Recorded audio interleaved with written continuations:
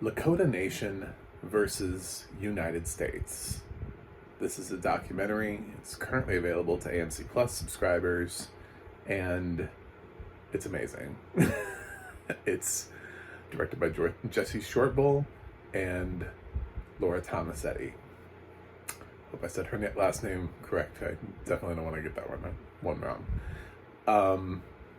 I noticed this was on the service and wanted to see it, even though I know AMC Plus just isn't with the audio description game. And come on, guys, get your life together. There are so many scenes and shots in here where it's actually not so much a talking head documentary as you might think. And I'm sure that there are very intentional shots in here of the land and of the area that would have been nice to have description of, but we just don't get. Or possibly text on the screen. It's totally possible. That's another thing about being the live film critic is if there was text on the screen, I missed that. But this incredibly powerful documentary regardless. It's about the Lakota people and their struggle to get the land that was promised to them.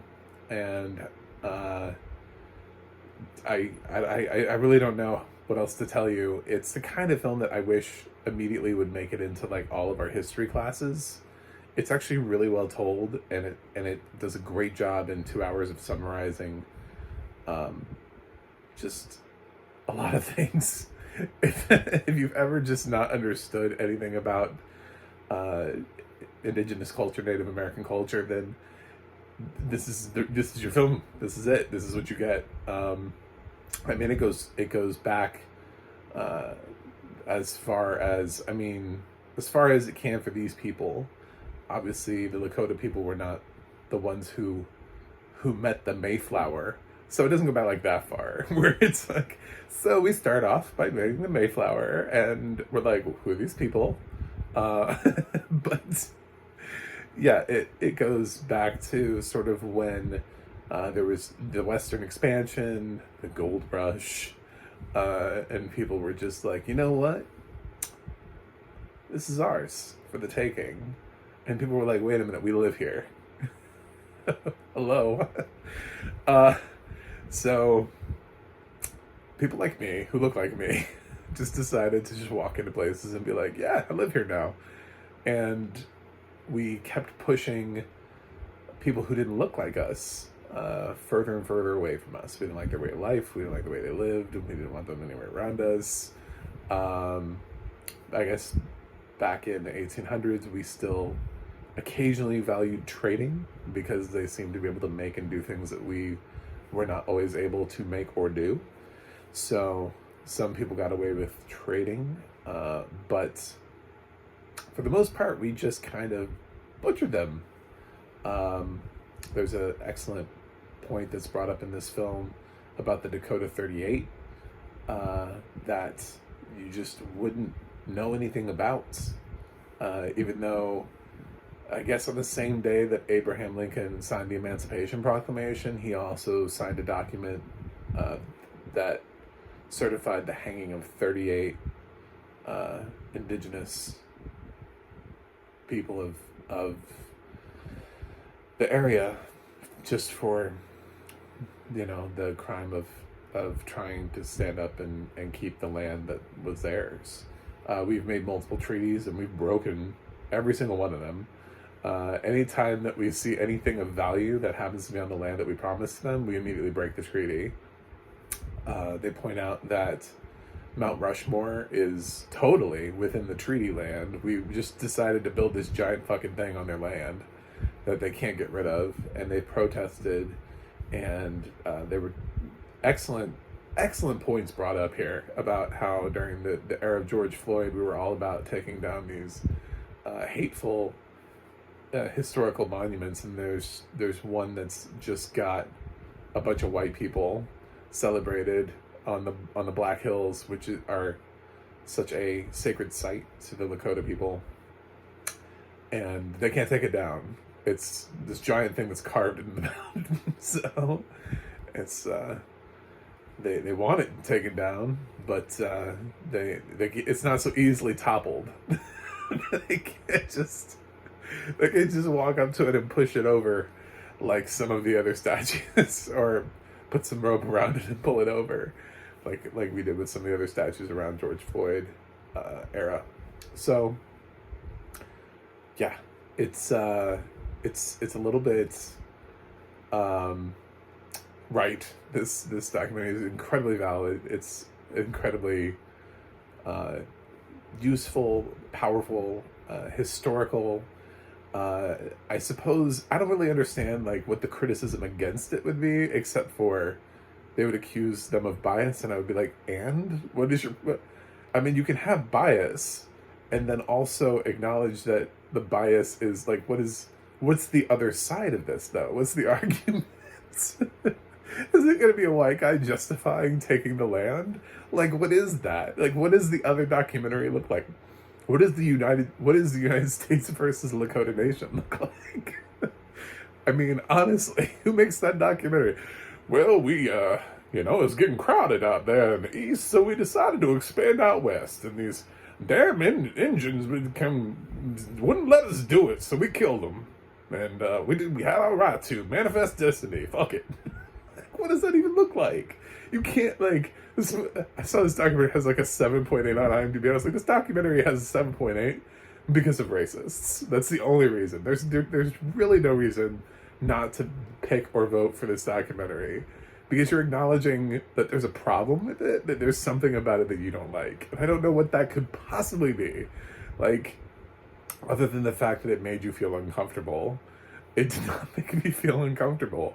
First of all, I wasn't alive at the time when these people are doing things. Second of all, we're in a time where we can actually make change. We can actually do things, and we can actually try to fix and give some of the land back that they're actually technically owed, at least as of a 1980 Supreme Court ruling.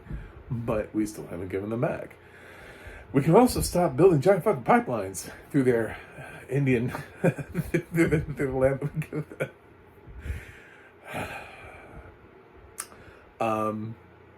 So yes, there's that. There's also, I'm really interested in seeing a documentary, not to shade the, the indigenous peoples in the same movie in which I'm praising their movie.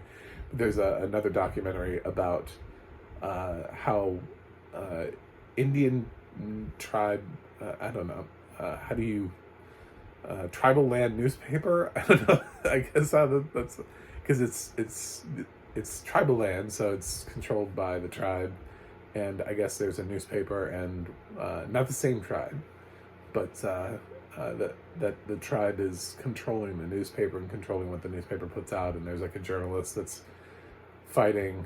It's called Bad Press, and I'm really excited. I really want to see that, but yeah, it's. I don't know. This is everything you would want in a documentary. It's informative. I learned something I didn't know. It talked about some things I did know. There were some things that I was able to connect. I was waiting for the mention of Wounded Knee, and that was there. I was, Custer's Last Stand is mentioned. The reasons why some major Indian historical figures like Crazy Horse are mentioned in here. So there's some stuff here that has been taught in our history classes, but not necessarily to the extent at which our white education board is constantly filtering out the image to make us not look terrible, like we now teach that slavery was good in Florida. It was beneficial. So we're probably like a half step away from teaching that killing Indians was good and beneficial and necessary, and we did a good thing for them, but there were just too many of them, probably. So what we're gonna start doing in Florida is stuff like that. Anyway, I'm sure I'm gonna get at least one angry person posting on this in this video. Yeah, I think this is a brilliant documentary, and I know it doesn't have audio description. I would love for it to have audio description. That's an IFC Films problem. That's an AMC film, AMC Plus problem. It's not a Lakota Nation problem. I feel like this story needs to be out there regardless. I don't want to shade this film by calling it unwatchable, because I absolutely want people to watch it. The whole purpose of this documentary is that it should be watched. This feels like an important documentary that if more people watched it, we might know and care just a little bit more than we do, because I definitely do, about things we may or may not have been aware of. I definitely didn't know anything about the Dakota 38. Now I do. So I'm very grateful to this documentary. I think this might be my favorite documentary of the year. I've seen a whole bunch, but they've all been about celebrities. With the exception of like 2. They've all just been like, and here's a celebrity and here's their life. This is what they did. And this is more like, oh, you're sitting down.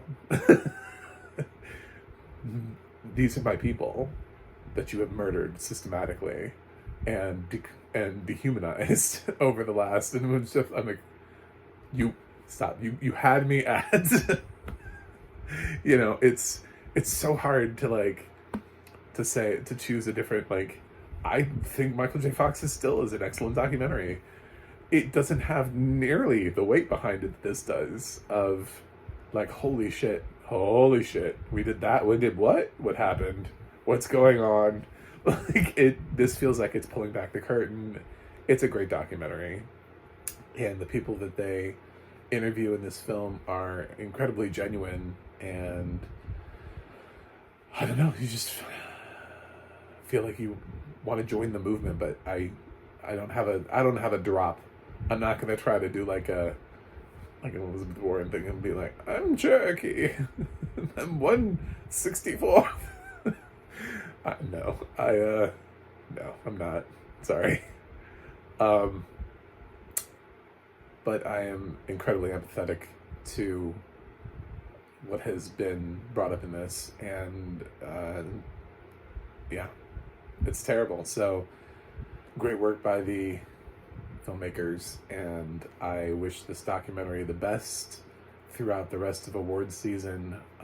For some reason, I'm worried it's not going to get enough praise. I kind of looked at the awards circles and where it's been nominated. It's been lightly nominated for things. It hasn't really won a lot of prizes. Part of the problem is that it's IFC Films. That's one. And IFC is not great at running Oscar campaigns. The other part of the reason, just to be totally honest, is why people don't want to hear this. They don't want to know. Not really. It's the same reason why, like, Till didn't get any nominations last year. We don't really want to know. I mean, I do, but other people don't. There are people who they'd rather just not know how terrible the past was and focus on the future.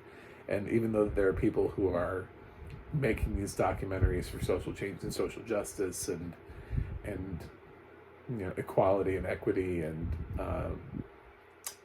championing important causes like returning the Black Hills to the Lakota people, and stuff, we'd rather watch the documentary about Michael J. Fox, you know. We'd rather learn the terrifying truth of Parkinson's than we would learn the terrifying truth about how we got where we are.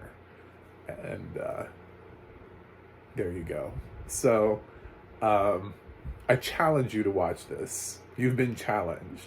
I'm a blind film critic challenging you to watch a film without audio description. That's how important I believe the content within the documentary actually is. This is my one. I have given so many films unwatchable for not having audio description. And yes, I would love to know what the shots are in this film, and if there's text on screen, I think the text would just enhance the message even more. So I think it could only go up from here. It could go from like an A to an A+, I guess. But my grade is an A, because I think this is the best documentary I've seen this year. So, I wonder if that will change. I wonder if there's something else out there that is... I've heard there are some really excellent documentaries that really do shed some light on some things. I still haven't seen like Beyond Utopia, and I've heard a lot of great things about that. So I'm just checking these off my list. This was fantastic. Thank you so much for making this documentary and bringing it to people. AMC Plus, if you could please get your shit together and get audio description so that I could feel better about recommending this to blind people. Luckily, most of it is told just like audibly. Just, people are just telling their stories and the story of their people. And I think that is incredibly powerful. So thanks for watching. Thanks for subscribing. Please click subscribe. I need more subscribers in my life. And I'm trying to talk about audio description, and I need to talk about audio description in front of the largest amount of people humanly possible so that people know what it is and know why we need it. Also, I have a website, MacTheMovieGuy.com. You can follow me on X, Threads, or Instagram, MacTheMovieGuy. You can go to the audio description project, adp.acb.org. It'll let you know what has audio description and where you can watch it. And you can go to the ADNA.org. That's the ADNA.org. It'll let you know who's narrating your favorite films and television series. That's it for me today. I will watch something else and see you guys on the other side.